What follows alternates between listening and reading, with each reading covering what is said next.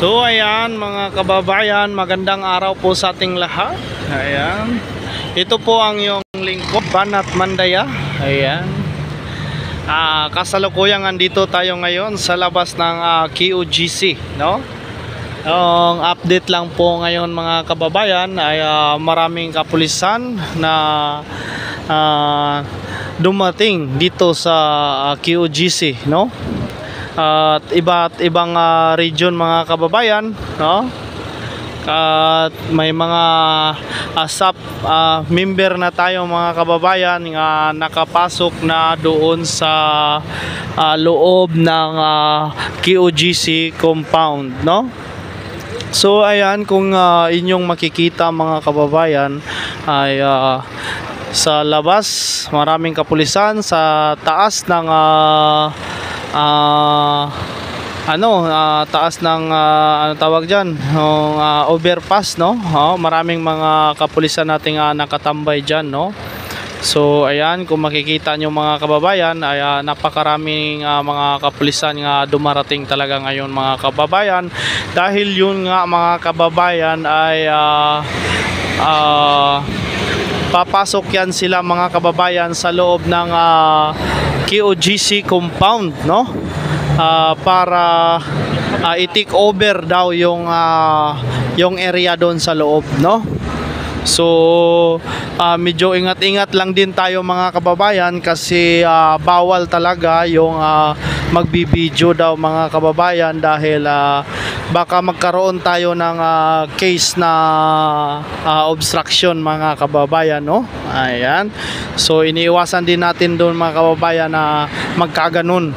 So kaya mga kababayan ay dito lang tayo sa gilid-gilid, dahil yun nga kanina mga kababayan ay may nakausap tayong mga kapulisan nga ang sabi ay pag hindi lang kayo haharang sa amin ay wala naman, di ba?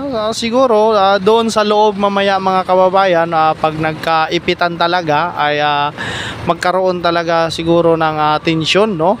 So kukumpiskahin yung mga cellphones, no? Pag nagbibideo daw doon sa loob. So yun ang info mga kababayan, no?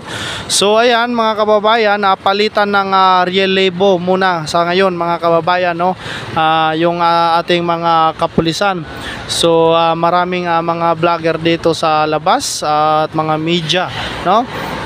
Kaya mga kababayan ay nag-aantay lang din itong ating mga kapulisan ng order galing sa taas kung magsimula na talagang lulusob sa loob ng QGC compound para i-take over yung area doon. So antay-antay lang tayo mga kababayan, dahil kahit tayo ay pahirapan tayo makakuha ng video sa ngayon, no? Dahil yun nga ay doble ingat rin tayo mga kababayan, no? So dito sa harap ng GMC compound, kung makikita nyo ay yung LRAD natin ng mga kapulisan ay nakahanda na mga kababayan, no? Yun.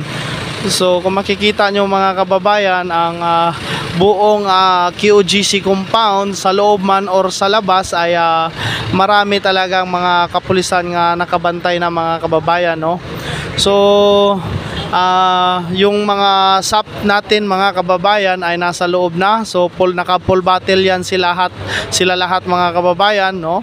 So abang-abangan natin mamaya mga kababayan kung magsimula na talaga itong pagpasok ng ating mga kapulisan, no? Kasi kanya-kanyang region ito mga kababayan, yung mga kapulisan natin, no? May region 12, region 11 at iba't iba pa, no? So nag-aantay lang tayo mga kababayan kung ano na talaga ang mangyayari ngayon, no? So dito lang muna tayo magkuha ng video para naman ay may update tayo mga kababayan sa ating mga manunood na tumutok talaga sa QGC, kaganapan sa QGC, no? So ayan, maraming membro na din mga kababayan ng QGC nga dumarating mga kababayan para suportahan ang QGC mga kababayan. So hindi rin natin muna alam mga kababayan kung ano ang hakbang na gagawin ng mga QGC member, no? So kasi i-take over talaga ng ating mga kapulisan ang area. So hindi natin alam kung anong hakbang ng mga QGC member, no? Kung ano ang hakbang na gagawin ng QGC member mga kababayan, no? So sa ngayon mga kababayan ay antay-antay lang po tayo mga kababayan sa lahat ng mga kaganapan ngayon, no? So dito muna tayo kukuha sa labas ng QGC compound, no? So para okay naman ang daloy ng trapiko sa ngayon mga kababayan, no? So ini-expect talaga mga kababayan na magkaroon talaga ng rally ngayong araw na to mga kababayan, no? Kaya yung mga kapulisan natin mga kababayan ay nag full plus talaga sila, no? Ayan, kung makikita nyo sa video mga kababayan ay maraming membro nga papasok ng GMC compound, no? Yung mga nakaitim, nakapula, ayan, halos talaga pag nakaitim mga kababayan ay membro talaga ng QGC, no? So ayan mga kababayan, kung makikita nyo ang ating mga kapulisan ay nakapaligid talaga sa lahat ng area ng QGC, no? Sa labas man, sa perimeter fence, no? So ito kung makikita nyo, dalawang linya ang na-occupy ng ating mga kapulisan, yung highway mga kababayan, no? So para hindi naman nag-cause ng traffic yung pag occupy ng dalawang lane mga kababayan, no? So ayan mga kababayan, no? Makikita nyo dagdag ng kapulisan, dagdag ng QGC member mga kababayan. So ayan, kung makikita nyo mga kababayan, kung makikita nyo mga kababayan, labas-pasok ang mga kapulisan, no? Dahil nga ay nag-relievo sila mga kababayan, at labas-pasok din yung mga miyembro ng QGC, pero mas marami ang pumapasok mga kababayan, no?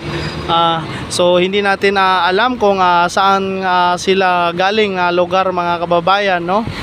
So ang parang titindi na talaga ang tensyon sa QGC compound mga kababayan, no? So inaasahan talaga mga kababayan na magkaroon ng rally, no? Sana ay walang masaktan mga kababayan, dahil pipilitin talaga nga palabasin raw ang mga miyembro ng QGC, kasi titik over yung ating mga kapulisan sa loob ng QGC compound o GMC compound mga kababayan, no?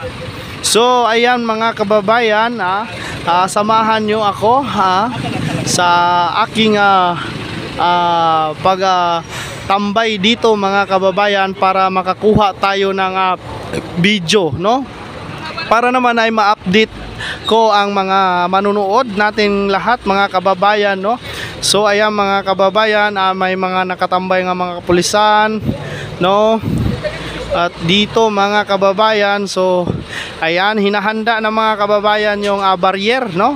Hinahanda ng mga kababayan, hindi natin alam kung anong oras talaga lulusob ang ating mga kapulisan sa loob ng QGC compound. So parang malapit na talaga itong magsimula mga kababayan, kasi unting-unting na naka-ready yung ating mga kapulisan mga kababayan, parang nabibisi na rin sila mga kababayan, no?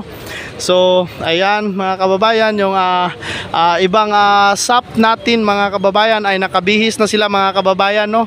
Para sa ating para sa kanilang kung anong utos nga ibigay sa kanila ngayon mga kababayan, kung ano ang parting kung ano ang kanilang mga assignment mga kababayan, no?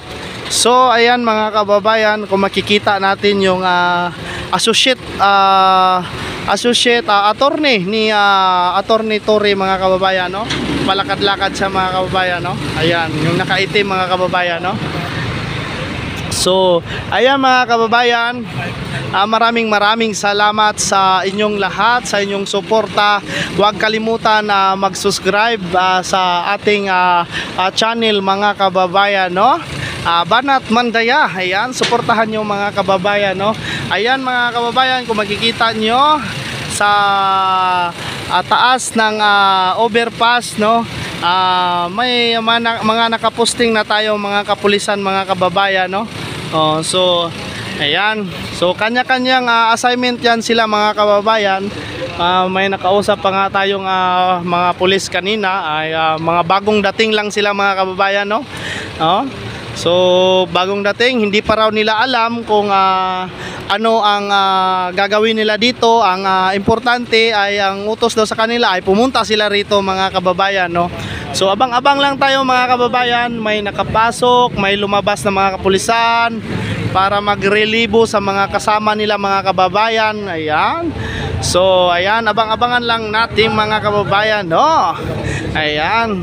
Suportahan nyo na, mga kababayan, sa lahat ng mga kaganapan ngayon dito sa KOGC compound. Kaya maraming salamat po sa inyong lahat. Huwag kalimutan mag-share at mag-subscribe sa ating channel. Ayan, maraming salamat. Ito lang po muna ngayon ang update natin sa labas ng KOGC compound, no?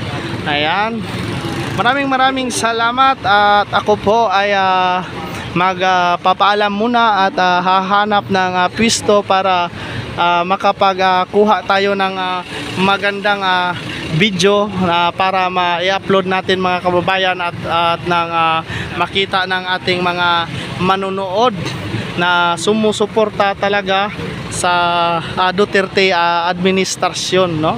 Ayan, thank you so much sa inyong lahat, mga kababayan.